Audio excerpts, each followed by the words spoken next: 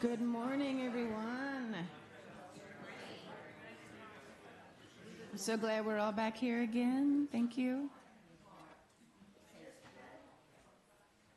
I have yet another original song for you. I've played it for you before.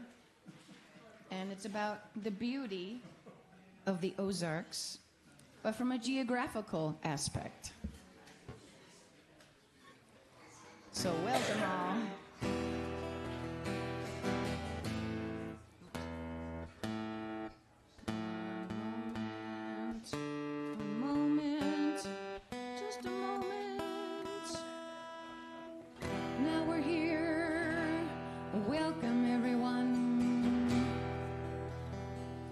So when I was a very small child, like barely double digits, I lived in St. Louis, and I said, when I grow up, I'm going to move to the Ozarks. And by golly, I did. The funny thing is, I didn't realize that there were any towns in the Ozarks. So when I moved here, I didn't even realize that I had accomplished my goal. I'm so glad I did. All right, this is called Calling Me Home, like to the Ozarks.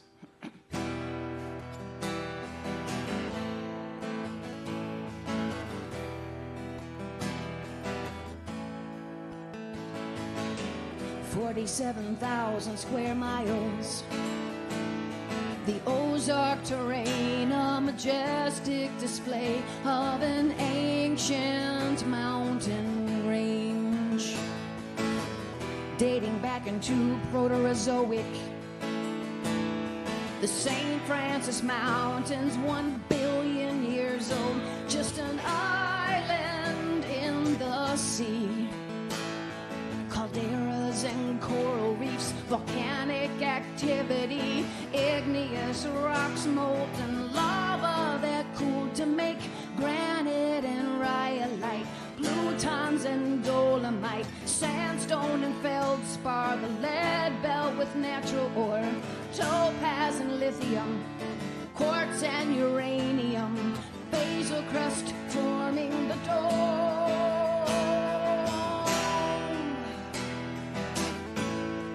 Forming the dome of the plateaus stretched here from Ohio, known as the Spavinaw, Missouri to Arkansas, a plateau in Oklahoma too. The ecoregion of the Boston Mountains, tallest in size, where the wide river winds since the Paleozoic times.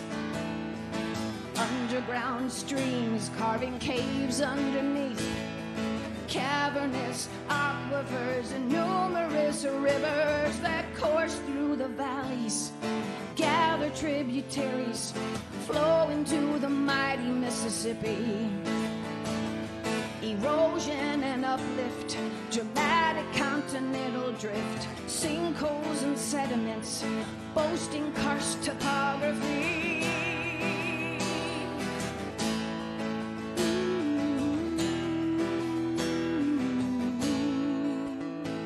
Evolution of life from the oceans, the time of the Cambrian explosion, primitive forests and long extinct species, fish and the phylum, diverse and amazing beings, mammals and reptiles, birds and their flight, the seas and the skies and land, teeming with life. I am home. I am home. The rivers and the hollers and the mountains are calling me home. The leaves in the autumn, the trails I walked etched in my soul.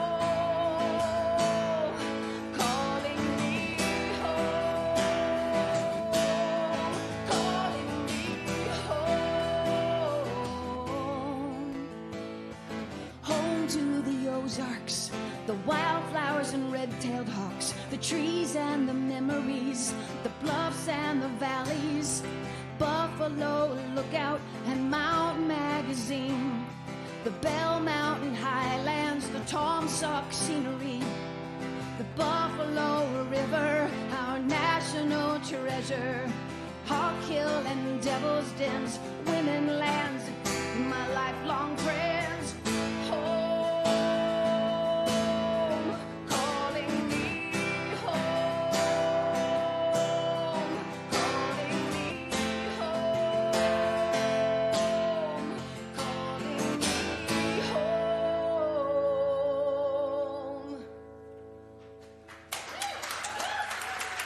Thank you.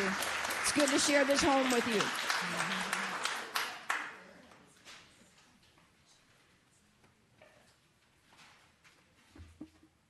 That was amazing.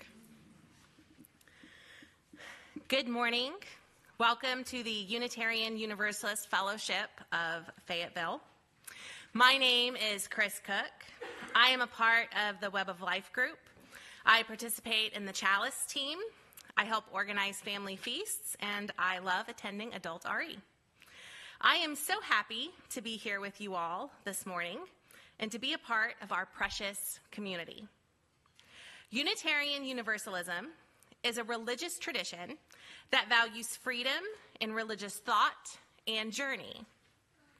So much so, our congregation is full of diverse beliefs, out-of-the-box thinkers, and people of all practices. One of the greatest aspects of our community is how diverse everyone's path to getting here today is. We have people from all walks of life amongst us. But no matter the finer details of the paths we took to be here today, we have all found safety and sanctuary to continue searching for meaning, love, acceptance, and personal growth together. Our community of like-hearted people, despite our differences, allows us to be a family. We are living in turbulent times, which makes it that much more important to remember to root in our love for the greater good and for each other here. Here, in one of the places we call home with each other, there is an old saying, "It takes a village." The phrase, "it takes a village," means that raising a child or achieving a significant goal requires the support and involvement of many people, not just the immediate family. It emphasizes the importance of community and collaboration. While often used in context of child rearing, the phrase can be applied to various situations where collective effort is needed to achieve a goal, whether it's raising a child, supporting a community, or accomplishing a project. In a world where families are increasingly isolated, the concept of "it takes a village" serves as a reminder of the importance of community and connection. Because, my dear UU family, it's going to take a village, our village, to get through these turbulent times. And we can make it through all things together, no matter what it is. Because here, in these walls, as Unitarian Universalists, we value each and every person. We value Mother Earth and the land that we are a part of. We understand the land itself, all the creatures in it, and the biodiversity we are immersed in are fundamental and essential pieces to our village, community, and family, to our own health and wholeness. As Unitarian Universalists, we strive to value love and appreciate all variations of what it means to be human, living on this beautiful and complex planet. Together, we uphold the unity of our interconnections, connections to each other, to all of life, and the precious universe of which we are a part of. We affirm the universality of love and hope as we journey together as a community, family, and village. And we welcome you, whoever you are, at this moment, and wherever you are in your spiritual journey with open arms and unconditional love. For those of you joining us online, welcome. If you are new, please check out our website, uufayetteville.org, for more information. If you're in person, we have these white visitor information cards. You'll find them in the seat back in front of you. We'd love to have you fill one out so we can get you on our email list and keep you informed of our events. Later in our service, we will have a time where you are invited to come forward and drop a stone symbolizing your joy, concern, or milestone into our bowl of water. If you have a joy or a concern you'd like to share, we invite you to fill out one of these yellow cards, also in the seat back in front of you. There's a place on there to indicate if you want your joy, concern, or your milestone shared aloud, or if you want it to be confidential and shared with only leadership. If you fill out a yellow card, you can bring that forward at that time. If you are online, you may write your joys and concerns in the comments there at that time. Please note that all comments made on Facebook are public. If you need any help with hearing assistance, our AV Tech David back there can help you with that. He's awesome.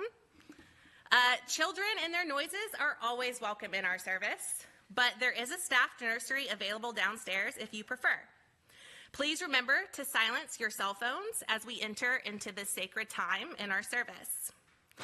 Melly is going to be leading us in service today. They have a very eloquent and heart-provoking style when delivering our service messages.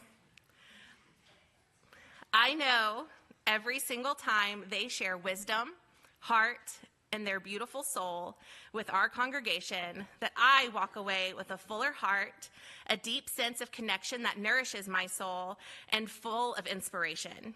And I know I'm not alone.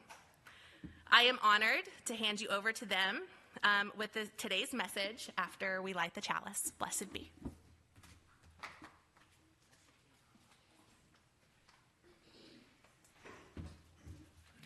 Hello. Please light the chalice with me. The words are on the screen or in your order of service. Love is the spirit of this community, and service is its prayer, to dwell together in peace, to seek knowledge and truth, and to help one another. Thus do we covenant together.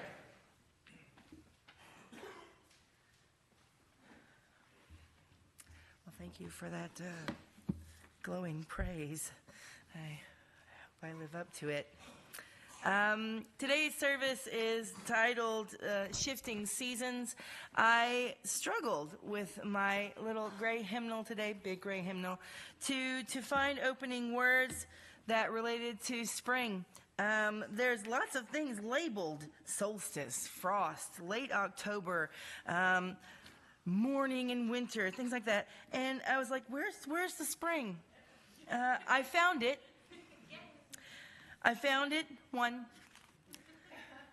In the section titled Seasons and Cycles of the readings. So if you don't know what I'm talking about, this is our great hymnal, Singing the Living Tradition. It has problems, like everything published any time before right now has problems, but it is a wealth of information. If you are the praying type, it has things in here that you can just say to make your heart feel good or to challenge you. They're in the back, and I draw from it all the time. So what I found was this wonderful opening poem. This poem is by the great Black Harlem Renaissance poet Langston Hughes, an avid humanist who looked to communism as a way to combat the Jim Crow laws and the rampant bigotry and racism in the United States. Not a lot of people talk about this part of his life, that he actually went to Russia to talk about how terrible the United States was. He did that. Can you imagine in the 50s someone saying, I think I'm going to go to Russia and tell them how bad the United States is? He was very brave. And he also wrote some of the most touching poems I've ever read in my life. This is called In Time of Silver Rain. In time of silver rain, the earth puts forth new life again. Green grasses grow and flowers lift their heads, and over all the plain the wonder spreads of life, of life, of life. In time of silver rain, the butterflies lift silken wings to catch a rainbow cry, and leaves put forth new leaves to sing in joy beneath the sky when spring and life are new. Thank you for choosing to celebrate spring and this community with us today. Jory is going to lead us in our opening hymn, Rising Green. And able. This is in the teal hymnal. Any number over 1,000 is in the teal hymnal. This is one of Melly's favorite songs, and also mine too.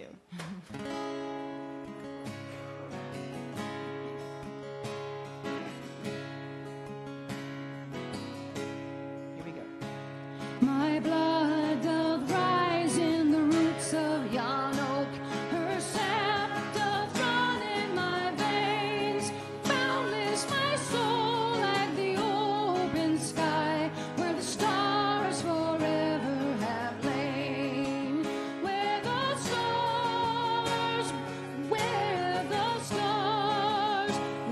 stars forever have lain. My hands hold the weavings of time without end. My sight as deep as the sea. Beating my heart sounds the measures of old, that of love's eternity. That of love, that of love, that of love's eternity. I feel the tides as they answer the moon, rushing on a far distant sand. Winging my soul is the wind of my breast, and my love blows over the land. And my love, and my love, and my love blows over the land. My foot carries days of the old into new. Our dreaming shows us the way. Wondrous our faith settles deep in the earth, rising green to bring a new day. Rising green, rising green, rising green to bring a new day. Thank you. You may be seated.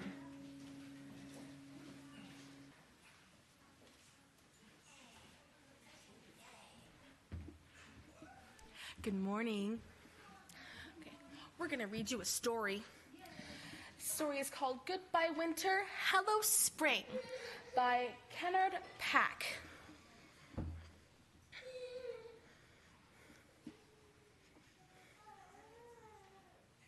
Goodbye winter, hello spring. Hello winter night.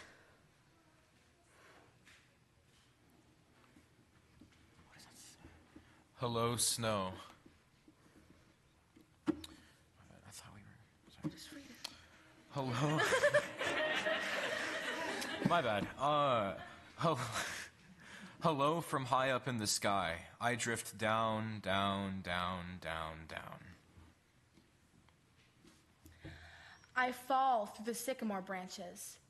I fall onto a husky's bushy tail. Hello, trees. Hello, our thin arms shudder and lash in the rising snowstorm. Hello, empty nest. Hello, against the striking winds. My twigs stay together. Hello, winter storm. I howl.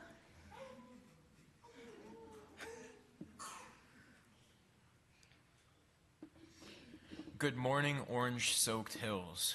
Good morning, we glow at dawn. Hello, early light. I illuminate everything around you. Hello, slush and snow.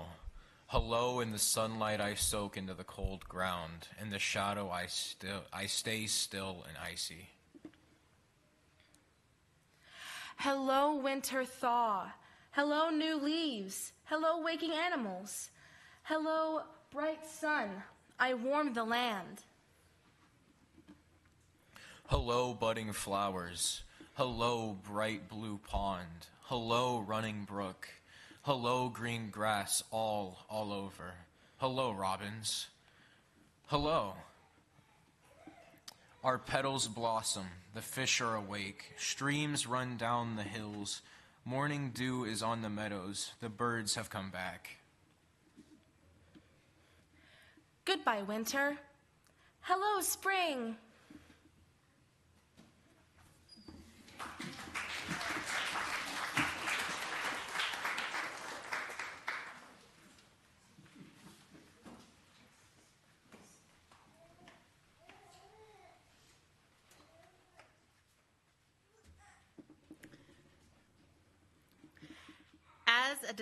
Let me try that again.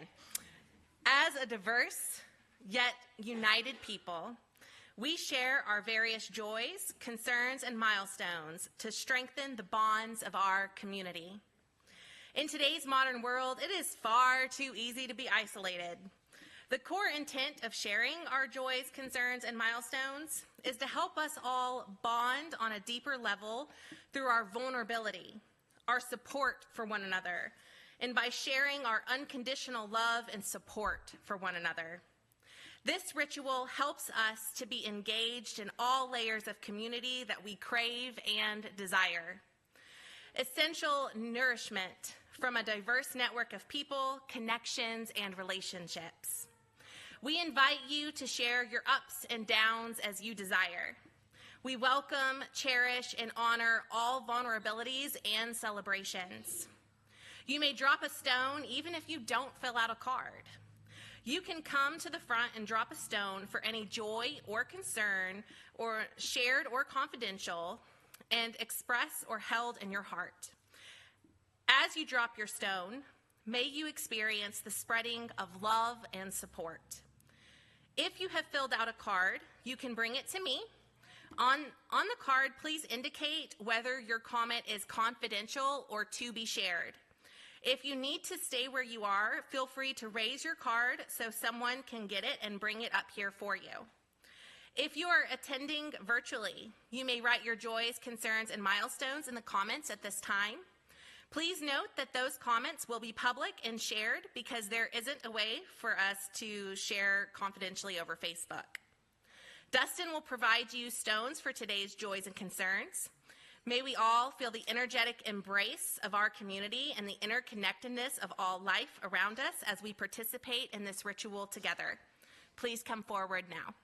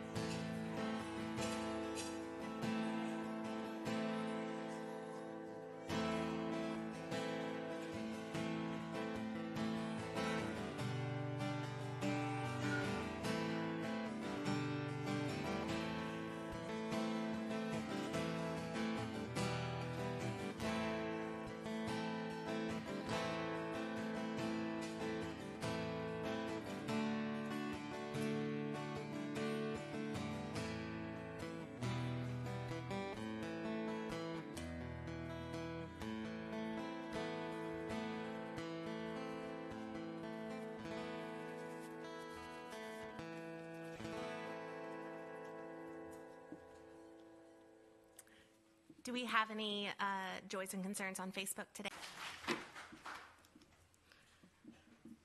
Sorry, my phone fell asleep with my script. Okay. Dustin, would you drop some stones for the joys and concerns not spoken today? May we drop another set of stones for joys and concerns we will experience in the coming week. As we move forward into our week, may we remember this moment when we were surrounded by like-hearted people who we hold dear. A moment where we are not alone and where we are in oneness with each other. Let us take a deep breath as one together now and have a moment of silence as we hold all of these joys and concerns and milestones in our heart. Please breathe with me now.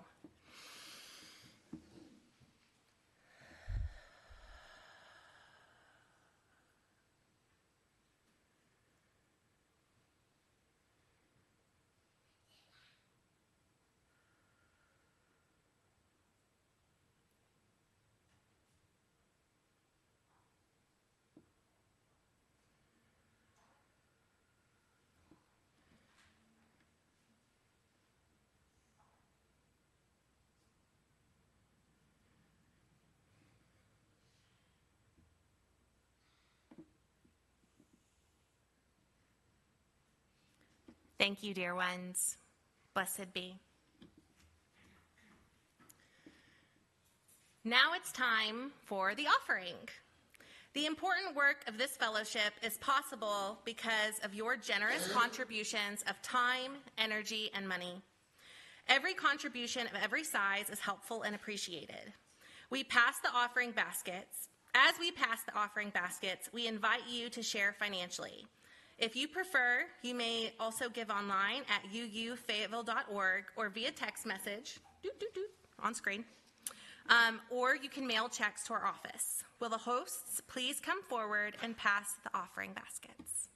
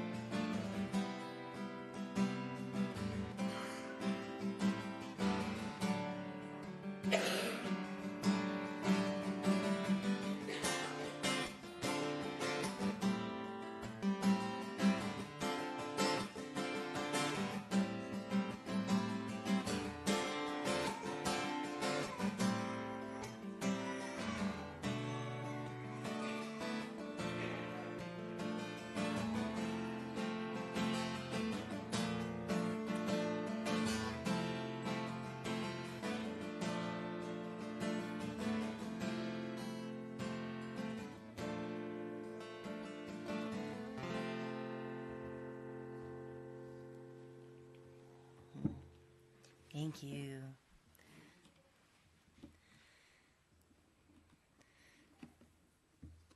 So those of you who are interested in a more ritual-based celebration of the Wheel of the Year, I will direct you to Web of Life.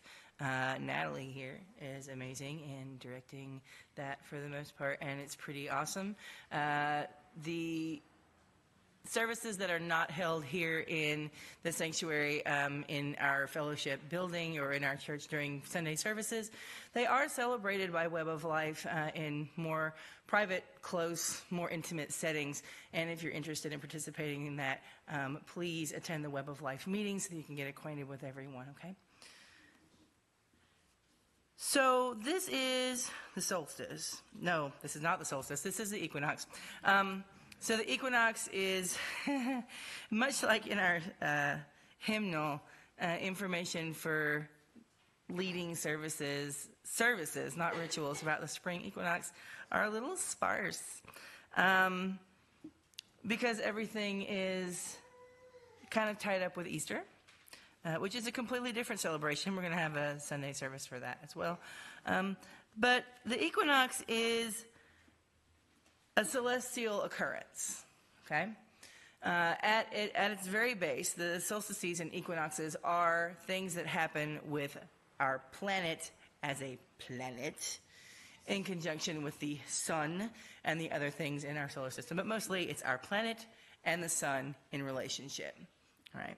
So we as humans connect those events with other things that are happening in our little place at that time. March is a really interesting time of year. The equinox itself is a day when it's supposed to be equal hours or equal time of nighttime and daytime. Okay? And that's going to happen because sun and physics and space twice in a year, on this side and on this side. We talked about this downstairs with the kids. They were fascinated. So, but March is weird. And it's very interesting. We never quite know what it's going to bring. There's this little saying, you know, may seem a little early, but I'll get to that too. April showers bring... Mayflowers. Right. And then there's a joke. What do Mayflowers bring? Pilgrims. Yes, that's the joke, okay? That's the joke. So I decided, you know, because I work with the public, I work in a restaurant, there's families in all the time. The family was talking about something or other, the joke was appropriate for the moment, and so I was like, you know, and what do Mayflowers bring? And these kids, probably aged around 8 to 10, looked at me in such confusion and said, tornadoes? Like, fair enough. Fair enough. We never know what's going to happen with our basketball. If those of you who are participating in March Madness or any of that other kind of madness. And this is spring break, so people leave. People go places. They explore. College students and our kids in school are taking advantage of the time off before we move into that last phase of schooling before summer. But the natural occurrences, the things that are happening on just our planet during March or during the equinox vary widely.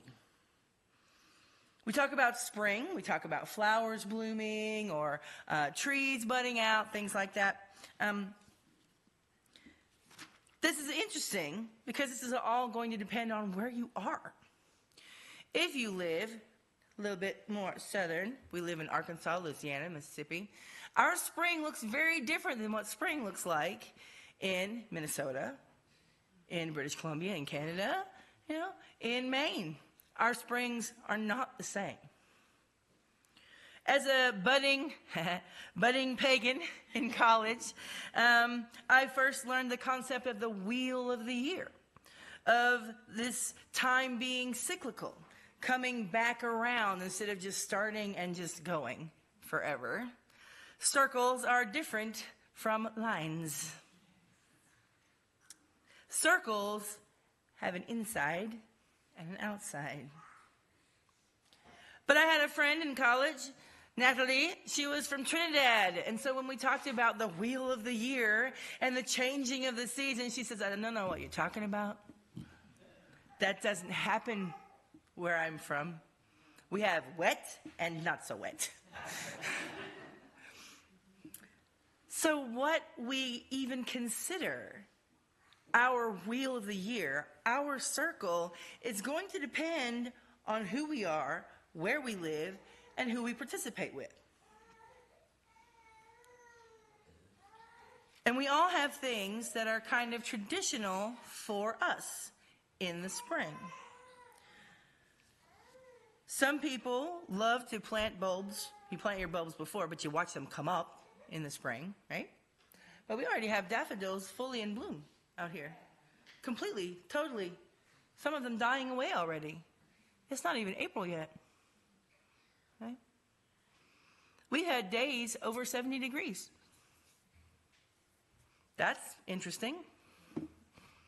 Had a lot of rain And while spring is known for being very rainy, there's levels. On average, our planet is becoming about 10.1% wetter every year. That's a lot. That's a lot.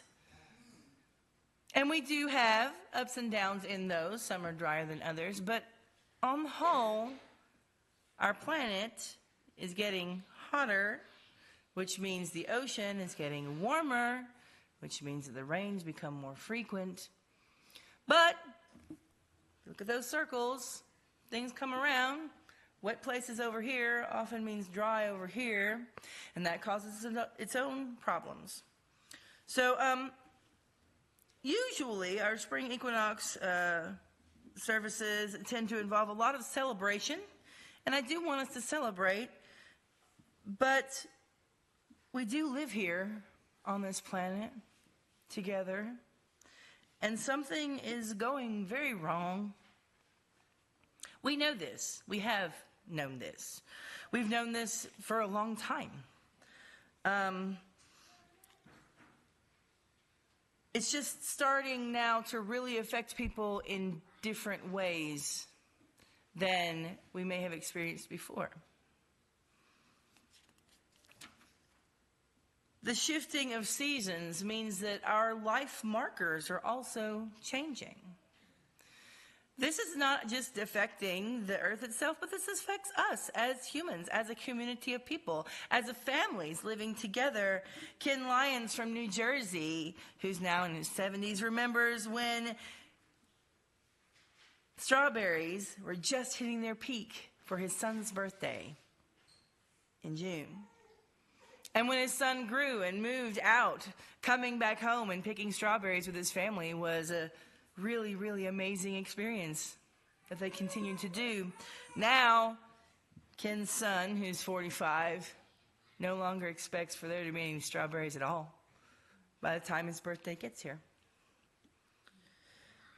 At my university, we have a tradition called Magnolia Chain.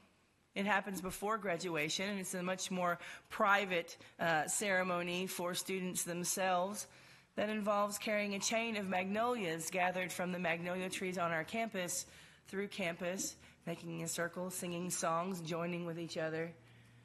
The past several years, we've had problems finding enough blossoms to make a magnolia chain.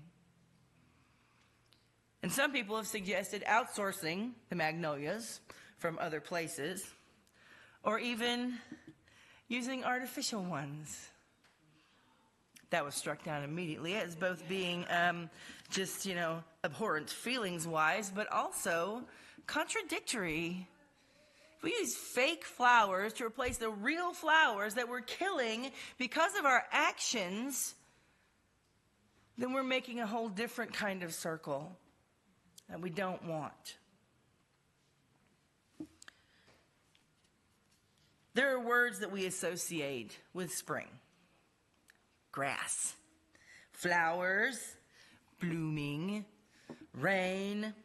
One of my favorite words associated with rain is petrichor.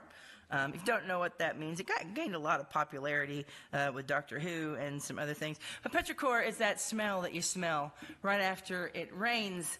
The interesting thing about the word petrichor is that it has nothing to do with the grass or the mud. It has to do with rock. Petrichor means ichor of the rock. So it's the smell that we smell when the water makes the rocks wake up. I read that definition and I thought it was really awesome. When the water makes the rocks wake up. Sometimes I feel like we have become rocks in our complacency to our planet. We sit there, and because we don't feel like anything is changing for us individually, we can imagine or pretend that it's not happening elsewhere. Or, because of our privilege, we can pretend that the things that we do are making a bigger difference than they are. It makes people feel good to say, I did this thing.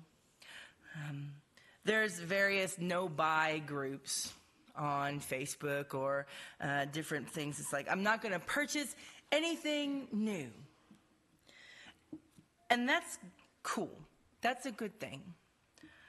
The problem is that a lot of the people who are the most exploited by the very things that are causing these issues don't really have an option but to participate in, I'm not going to buy anything this month. Choosing to do so is a privilege.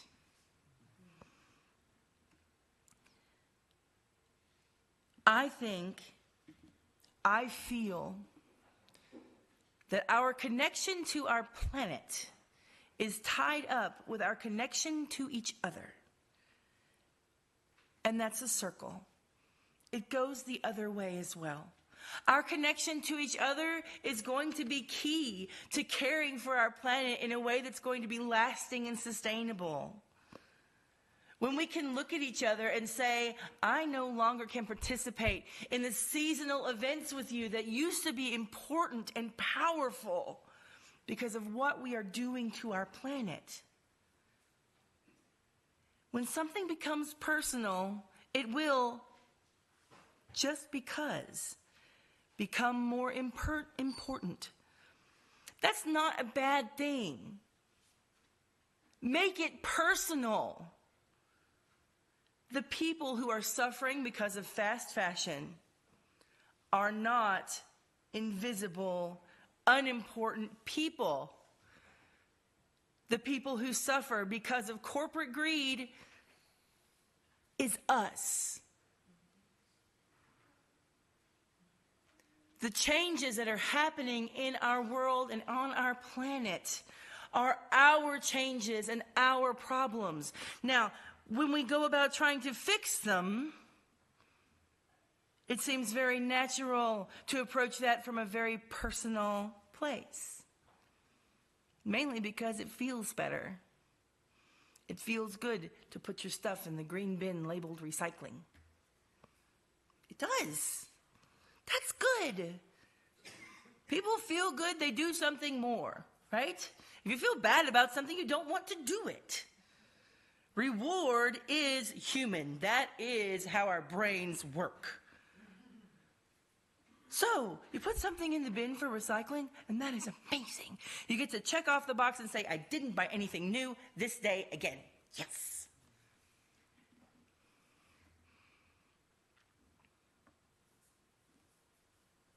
But the bigger changes don't come, unfortunately, from, for the most part, our little individual contributions.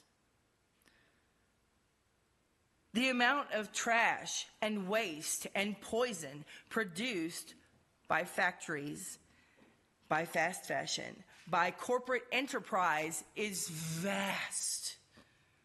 The amount of effort put forth by everyone in this congregation for 10 years would barely even show a blip in the amount of damage that corporate greed and capitalist agendas create. So what do we do then?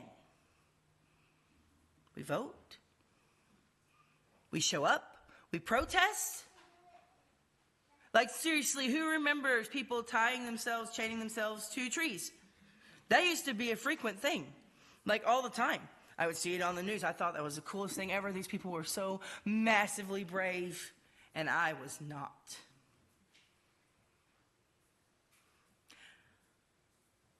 Our contributions to legislation matter.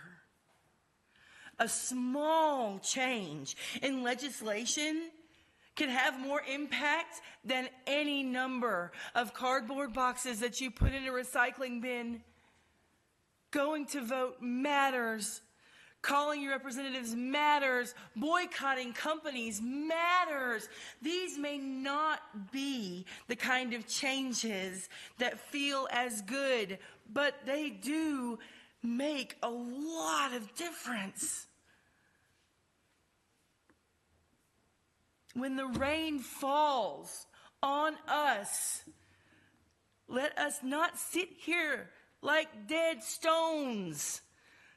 Let's release our fragrance into the air like the petrichor of spring rains, so that we are a presence that can be heard and felt, growing and growing as that circle turns and everyone moves together. This is a change that can be lasting and real. And it's not just in our planet, it's in our own selves, in our own families, in our own communities.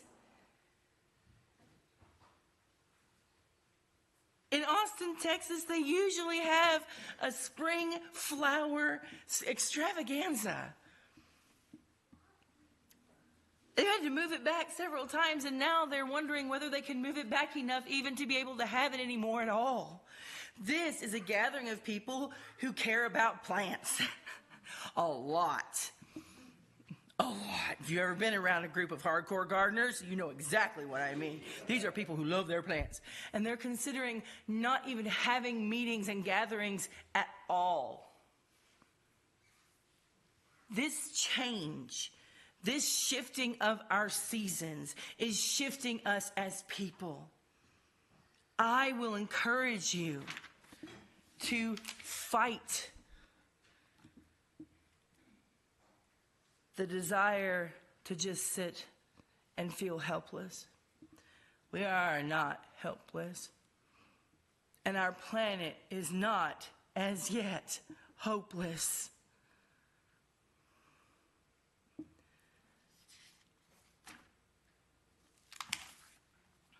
Losing our connection with the earth means losing our connections with each other.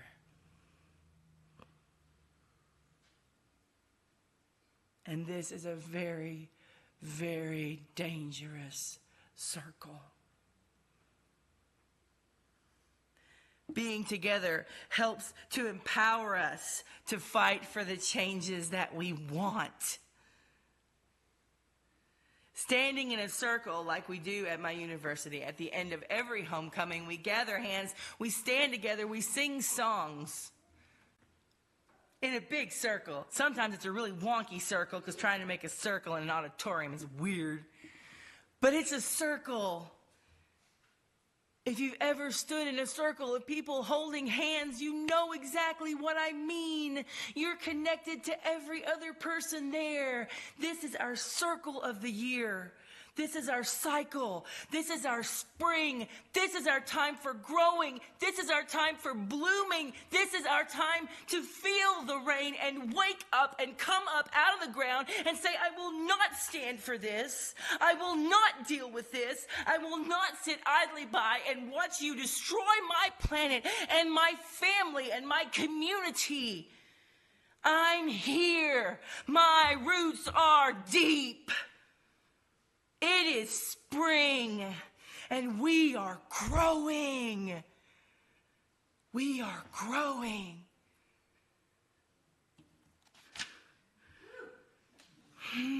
Let us grow together in knowledge, in strength, in community, in love. Let us push our roots deep and bolster each other.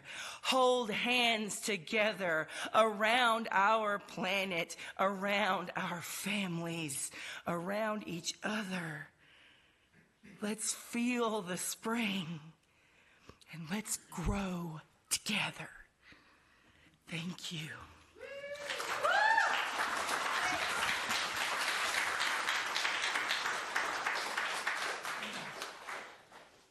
You are brave, my friend. Thank you.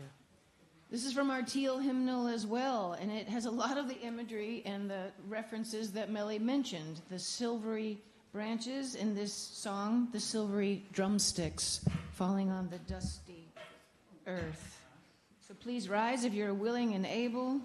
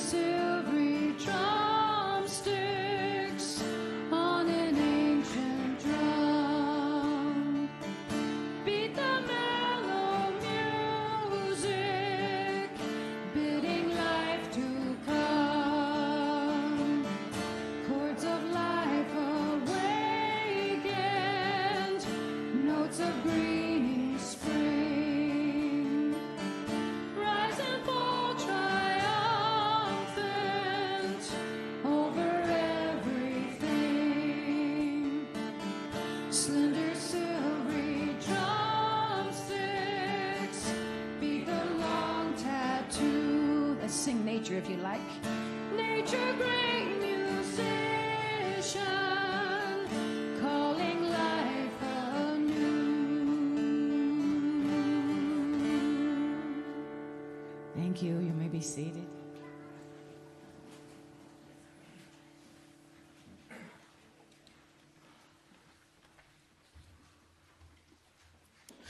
Please join me in extinguishing the chalice.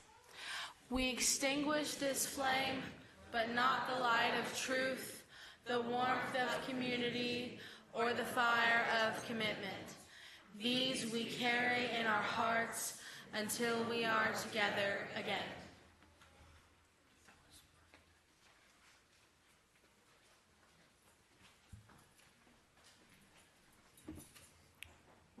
Hello. Powerful words, Melly. Thank you so much.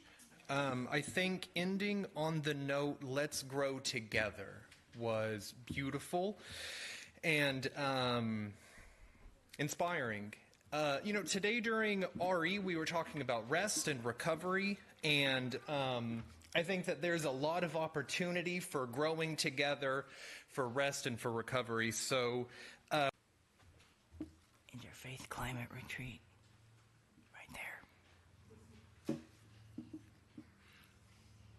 I usually try to find a cool reading or a poem or something for closing words. I don't have one today. I want you instead to look around at the people around you. Just take a minute, actually look at them.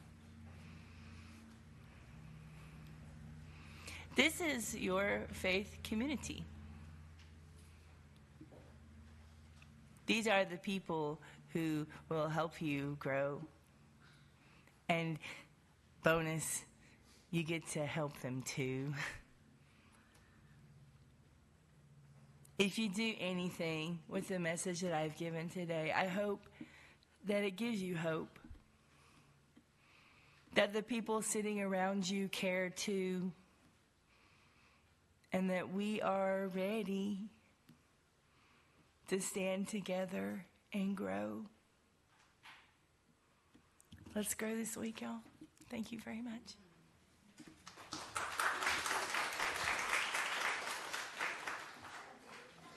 Oh, thanks again.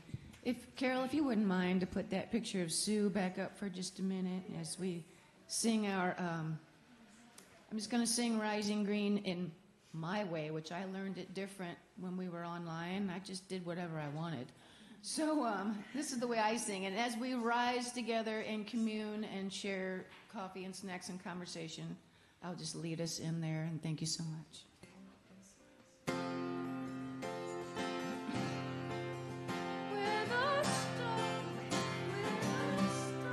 I had to get into it. Here we go.